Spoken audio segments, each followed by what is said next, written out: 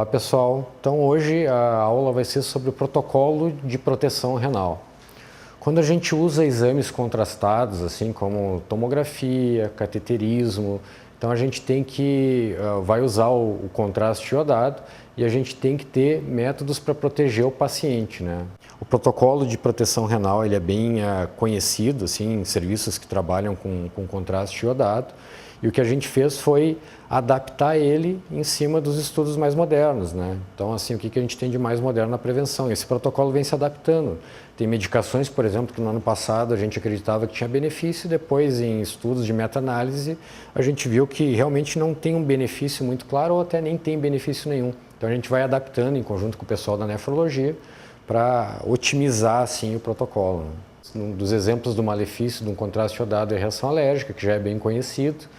E o objetivo da aula de hoje é o protocolo de proteção renal, que o contraste iodado ele pode prejudicar em alguns pacientes a função renal. A nefropatia induzida pelo contraste é uma complicação grave do uso do contraste endovenoso, relacionado com aumento de mortalidade, morbidade, tendo referência direta, às vezes, com o paciente evoluindo até para diálise. A incidência de nefropatia por diálise pode variar desde 11% a 44%, dependendo do método de diagnóstico que a gente vai empregar para diagnosticar o dano renal que o contraste causa. A causa do dano renal por contraste, ela é multifatorial. Então, ela pode estar relacionada, às vezes, com uma vasoconstrição renal. Então, o contraste, quando é depurado ali no rim, ele vai provocar uma vasoconstrição. E quando o contraste limpa do rim, vai provocar uma vasodilatação. Então, vai provocar um dano por um mecanismo que a gente chama de isquemia-reperfusão. Ela pode estar relacionada também aos radicais livres de oxigênio, que se formam ali no rim. E também existe o dano tubular direto do renal. Bom, quais são os pacientes que são de risco para a nefropatia do contraste? Então, tem alguns grupos de pacientes, por exemplo, paciente óbvio, né, pacientes já com uma doença renal estabelecida, são pacientes que têm um maior risco, idade avançada, pacientes com anemia, pacientes hipotensos, ou seja, uma hipotensão normal do paciente, assim, que tem uma tendência à pressão normal para baixo, ou aqueles pacientes que estão desidratados, né, uma hipotensão, ou por um sangramento, pacientes diabéticos, pacientes com insuficiência cardíaca, então tem um coração já mais dilatado, com a fração de ejeção mais baixa, e também depende, o dano renal é causado, claro, logicamente, diretamente pelo volume de contraste que a gente usa. Bom, em relação à prevenção da nefrotoxicidade associada ao contraste, eu destacaria algumas informações. Uma delas, o uso de contraste pode causar lesão renal, que é normalmente reversível, mas pode determinar desfechos graves, como, por exemplo, a agudização de uma doença renal crônica até então estável, muitas vezes até determinando a inclusão em programa de hemodiálise de um paciente que até então vinha em tratamento conservador. É importante mencionar que o risco de lesão renal é muito maior quando a gente utiliza contraste por via arterial, ao invés da via venosa. E os mecanismos da lesão renal pelo contraste, basicamente, estão relacionados à necrose tubular aguda. O contraste acaba determinando vasoconstrição, ele tem um efeito citotóxico direto, que acaba determinando lise celular e efeito do sistema tubular, o sistema microcanalicular do rim, por substâncias, por toxinas endógenas, o que acaba caracterizando a lesão renal pelo contraste como um dano tanto pré-renal quanto renal intrínseco. Então, como é que a gente faz, o que engloba o protocolo de proteção renal? Engloba a gente identificar primeiro esses pacientes que têm que ser submetidos a um exame contrastado, né? E então a gente vai identificar os pacientes que têm risco. Então, no protocolo, a gente usa um score de risco que chama score de Merham, que engloba a maioria dessas características que eu falei para vocês. Então, assim, o que a gente vai procurar nesse protocolo de Merham? A gente vai colocar pacientes com pressão sistólica menor que 80, então pacientes hipotensos, eles ganham 5 pontos. Pacientes que estão em uso, que é uma situação muito específica, né, da própria cardiologia de urgência, né? Pacientes que estão em uso de balão intraórtico, que é um dispositivo para melhorar a perfusão do coração. Então, esses pacientes ganham 5 pontos também no score de Merham. Pacientes com insuficiência cardíaca descompensada, eles ganham mais 5 pontos. Pacientes com mais de 75 anos, eles ganham 5 pontos também. Pacientes com anemia, Então, a hematócrito menor que 39 para homens ou 35 para mulheres, isso aí soma 3 pontos no score de Merham. Pacientes com diabetes mellitus somam 3 pontos. E a gente vai colocar 1 ponto a cada 100 ml de contraste que a gente utilizar, certo? O dano renal por contraste está relacionado com contraste, que a gente usa exames com volume de contraste maior que 100 ml. Então, a cada 100 ml que a gente usar de contraste, independente do exame, o paciente vai ganhar 1 pontinho. E o mais importante é a função renal. Então, pacientes com um DCE de 40 a 60, eles vão ganhar 2 pontos. Se tem de 20 a 40, eles vão ganhar 4 pontos. E se tem menor que 20, eles vão ganhar 6 pontos. Isso vai nos dar um score. Então, a gente vai colocar o score de Merham de acordo com a característica do paciente e a gente vai dividir os pacientes em 4 grandes grupos. Então, de acordo com esses 4 grandes grupos, o Merham menor que 5, o Merham de 6 a 10, Merham de 11 a 16 e Merham mais que 16, que são os pacientes de mais alto risco. Por exemplo, assim, se um paciente tem um score de Merham menor que 5, ele tem uma chance de nefropatia por contraste de 7,5%. E o risco de diálise fica em 0,04%, ou seja, um risco baixo. Agora, se o paciente tem um score de Merham mais que 16, ele tem um risco de nefropatia por contraste que chega a 57%. E uma chance de evoluir para diálise de 12,6%, que é muito considerável. Então, o score de Merham, resumindo tudo isso que eu falei, ele serve para nós estratificar aquele paciente que vem para o cateterismo, para uma tomografia, ou seja, que vai ser submetido a um exame com contraste, para a gente identificar esses pacientes de risco. Quem são os pacientes que têm mais risco de apresentar nefrotoxicidade pelo contraste? São os pacientes que têm taxa de filtração glomerular abaixo de 60 ml por minuto e que também, além disso, tem microalbuminúria ou diabetes, ou insuficiência cardíaca congestiva, ou doença hepática crônica, mieloma múltiplo, ou os pacientes que simplesmente tenham taxa de filtração glomerular abaixo de 45 ml por minuto. E os pacientes em alto risco são aqueles que têm taxa de filtração glomerular abaixo de 45 ml por minuto, concomitantemente com microalbuminúria acima de 300 ou macroalbuminúria, diabetes, insuficiência cardíaca, doença hepática, mieloma, ou aqueles que simplesmente tenham taxa de filtração glomerular abaixo de 30. Isso vai nos gerar, sim, uma orientação de conduta. A gente vai dividir os pacientes em 3 grandes grupos. Os pacientes podem ser de baixo risco, risco moderado ou risco alto. Os pacientes de baixo risco, eles têm uma função renal normal, ou um Merham menor que 5 pontos. Esses pacientes a gente pode considerar uma hidratação endovenosa para eles, lembrando que os exames com contraste iodado, geralmente os pacientes estão em jejum, né? Então eles têm uma desidratação normal por conta disso. Então a gente pode considerar em pacientes de baixo risco uma hidratação endovenosa.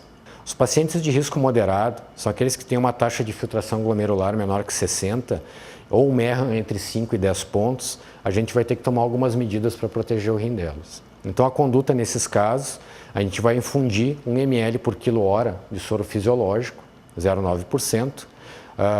O ideal é fazer 12 horas antes do procedimento. Se a gente não tem esse tempo hábil, a gente pode usar uma infusão maior, 3 ml por quilo-hora, geralmente 1 hora antes do procedimento. E o ideal é manter essa hidratação 1 ml por quilo-hora 6 horas depois do procedimento. Esses pacientes de risco moderado que a gente está falando, a gente vai preferir usar o contraste isoosmolar. Aqui, por exemplo, na hemodinâmica, nos exames cardiológicos, exames vasculares, exames neurológicos, a gente só usa contraste isoosmolar. Na tomografia, outros tipos de exames, ali na radiologia, a gente pode usar um outro tipo de contraste. Com risco moderado, é recomendado o uso de contraste isoosmolar. É importante também, nesses pacientes de risco moderado, suspender qualquer droga que a gente chama de nefrotóxica. Um exemplo clássico desse tipo de droga são as anti-inflamatórias. Então, a soma do anti-inflamatório com o contraste, ele pode prejudicar mais ainda o rim. Então, a gente tem que orientar os pacientes a suspender qualquer medicação anti-inflamatória ou qualquer outra droga nefrotóxica que o cardiologista, que o clínico, quando indicou o exame, identifique. A metformina, que ela está sempre presente nos protocolos de proteção renal, é uma medicação para o diabetes, né? Ela não está relacionada direto à nefropatia por contraste, mas a gente tem que ter um cuidado especial nela, principalmente nos pacientes de risco moderado a alto de nefropatia por contraste. Por quê? Porque a metformina ela pode acumular a dose nos pacientes com insuficiência renal. E quando acumula a dose de metformina, ela pode fazer uma complicação muito grave, que é a acidose lática. A acidose lática cursa com mortalidade quase 50%. Então, assim, nos pacientes com risco moderado a alto risco, é prudente suspender a metformina 24 horas antes do procedimento e voltar ela só 48 horas depois do procedimento, que é o tempo que o rim leva para fazer esse dano por contraste e recuperar. Bom, os pacientes de alto risco. Pacientes de alto risco são aqueles que têm uma taxa de filtração glomerular menor que 30. Esses pacientes, a gente tem que ter obrigatoriamente, pelo nosso protocolo, uma consulta com o nefrologista antes do procedimento. São aqueles pacientes que têm um MERRAM que ele chegue a maior que 11 pontos e um risco real de insuficiência renal por contraste, dano renal por contraste e um risco maior também de evoluir por uma hemodiálise. Então, eles já têm que ter um acompanhamento nefrológico para ter um preparo tanto para profilaxia quanto um acompanhamento depois da exposição por contraste. Então, quais são as medidas de prevenção do efeito tóxico do contraste? Em primeiro lugar, é preferível a utilização de contrastes não iônicos ou de baixa osmolaridade. A segunda questão é a utilização da menor dose possível de contraste ao fazer o procedimento. Também é recomendável que se evitem exposições repetidas ao contraste num espaço curto de tempo. A gente procura estabelecer um intervalo mínimo de 48 horas entre cada exposição a título de medida protetora. É importantíssimo evitar hipovolemia no momento da realização do procedimento. Isso se consegue muitas vezes suspendendo o uso de diuréticos e evitar o uso de outros agentes potencialmente nefrotóxicos por ocasião da exposição ao contraste, né? Exemplo clássico disso, suspender todo e qualquer anti-inflamatório não esteroide. Quando os pacientes têm alto risco de nefrotoxicidade pelo contraste, a melhor estratégia é a hidratação por via parenteral com solução salina isotônica, o bom e velho soro fisiológico. Também é válida a utilização de soluções com bicarbonato, no entanto, a utilização de bicarbonato pressupõe a manipulação da solução, a gente precisa abrir frasco, isso aumenta custo e diminui segurança. Então, solução salina isotônica é a pedida. De que forma a gente faz isso? Para os pacientes ambulatoriais, a gente preconiza 3 ml por quilo de peso 1 hora antes do procedimento e 1 a 1,5 ml por quilo durante 4 a 6 horas após a realização de procedimento contrastado. E para os pacientes internados, como eles estão mais disponíveis por parte da equipe, a gente defende a administração de 1 ml por quilo por hora, por 6 a 12 horas antes e durante o procedimento e por 6 a 12 horas após o procedimento. O paciente chega em sala, a gente conversa, faz uma abordagem com esse paciente, uma entrevista, na verdade. E ali onde a gente vê as doenças prévias dele e a gente conversa sobre todos os aspectos, jejum e medicações. Quando o médico indica um exame, ele já tem que explicar para o paciente o dano desse exame. Por exemplo, vai fazer uma tomografia contrastada de crânio. Então, o médico que indica, ele tem que saber a função renal do paciente, se ele toma medicações nefrotóxicas que vão interferir, a função renal do paciente. Então, os pacientes praticamente eles vêm quase prontos. O que a gente faz é uma triagem, identificar os pacientes de risco para ter uma intervenção um pouquinho maior ou ficar acompanhando esses pacientes, né? E em cima disso, a gente identificou, bom, o paciente tem uma propensão renal. O que a gente faz em sala? A gente conversa com o médico assistente, o hemodinamicista do momento, para saber se a gente vai fazer a hidratação desse paciente ou não. Ele vai me dizer, vamos hidratar o paciente, como o Dr. Marcelo disse antes, teria que ser feito antes. Não sendo antes, a gente faz antes do exame e pós-exame. A gente coloca soro fisiológico nesse paciente, que tem uma creatinina já aumentada e uma TFG já menor. Colocamos o soro fisiológico e hidratamos o paciente durante o exame, antes do exame e durante. Ele vai para a sala de recuperação, onde eu passo para o enfermeiro que estiver nesse momento. Olha, esse paciente está sendo incluído no protocolo de prevenção renal.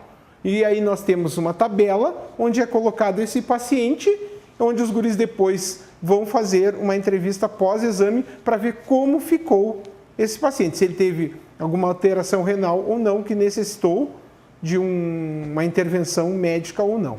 Em relação aos dados assim de proteção do paciente, a gente não tem nenhum dado concreto. Porque como vocês viram quando eu discuti os scores de Merra, embora a gente tenha que ter uma proteção renal para o paciente, as incidências de evoluir para diálise ou para complicações graves são mais raras, né? Então a gente não tem um dado direto assim de o quanto a partir do implante do protocolo foi impactado isso aí, né?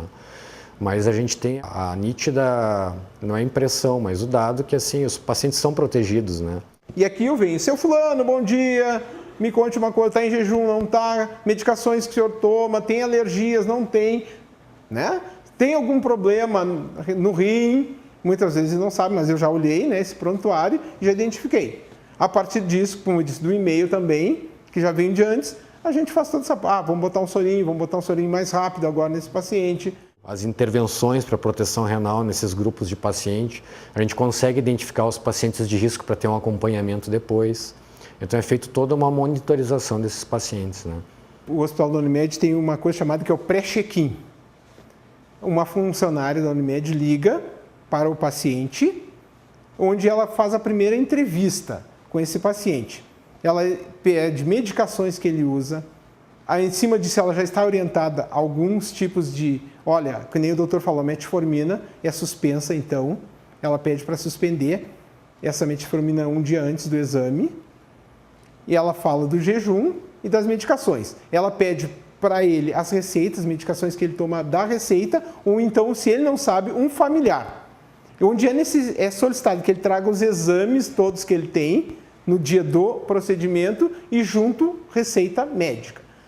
Esse paciente chega na recepção aqui conosco, as meninas fazem a ficha desse paciente de atendimento, prontuário, e elas nos remetem os exames que ele trouxe e receita médica, onde é feita uma cópia dessa receita que é colocado num relatório. Ali eu pego em sala, eu vejo toda essa parte, medicações que ele usa e a receita.